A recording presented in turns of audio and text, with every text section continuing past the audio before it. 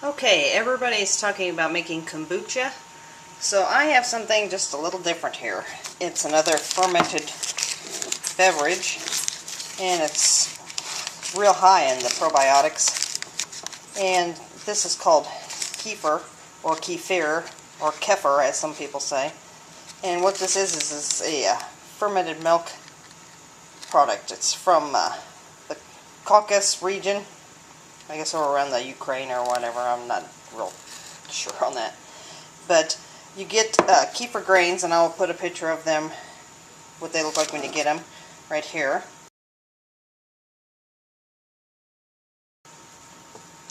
And you put those in milk and just leave it out on the counter.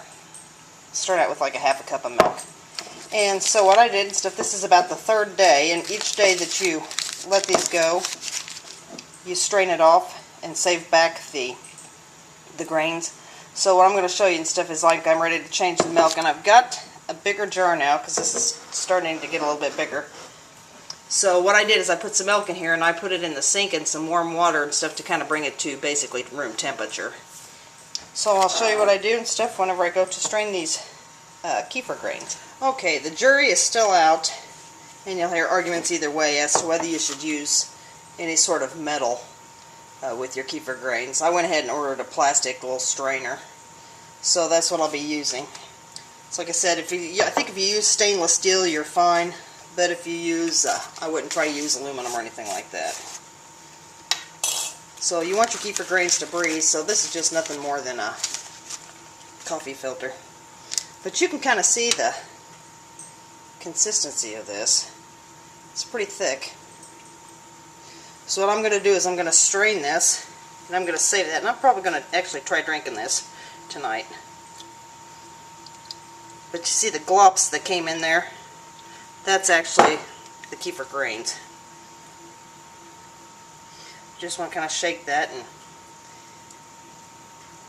get that out of there. And I'll just take these and put them back in my jar of milk. And this already is probably about double of what I ordered, what I actually received.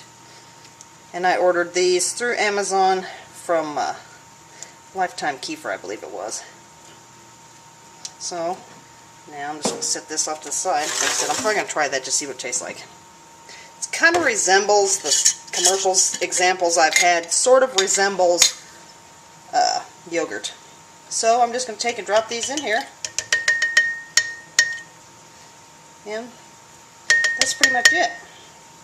And then they will stay out on the counter, and they'll continue to ferment.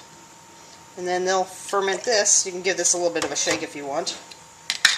And you want a breathable, something that the air can actually get into on this. And about the only way that I've understood stuff, you can actually dehydrate kefir grains, you have to do it on a real low temperature. But about the only thing I've understood that you can actually, the only way you could actually kill these is like extremely high heat.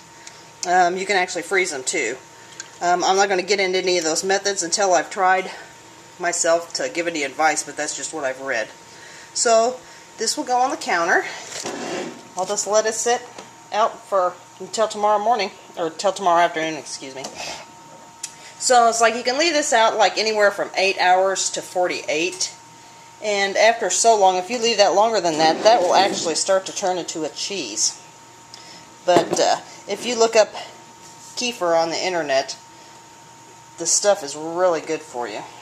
So let me get some of this kefir in a glass, and I'll give you a taste test, tell you what it tastes like. So like I said, this is going to be warm, it's not going to be chilled, so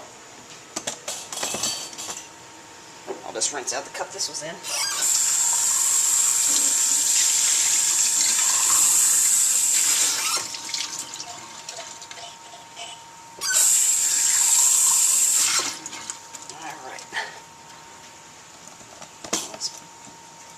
Pour this in a glass. I'll just take a real quick taste of this. Because like I said, you can tell that this is pretty thick. So like I said, this is really good. It's full of probiotics. And you can mix like fruits with this, or you know, any kind of flavoring you want. And I'll probably just put a little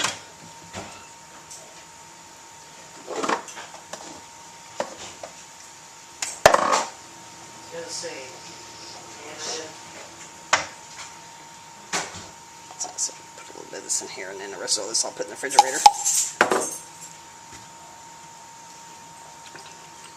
And it's kind of a cross between yogurt and buttermilk. This right now tastes like a real mild buttermilk, which is not too bad. With some flavoring and some fruit and stuff, it's really good. So anyway, that's my Homebrew Wednesday, late. But anyway, it's not beer, but it is homemade.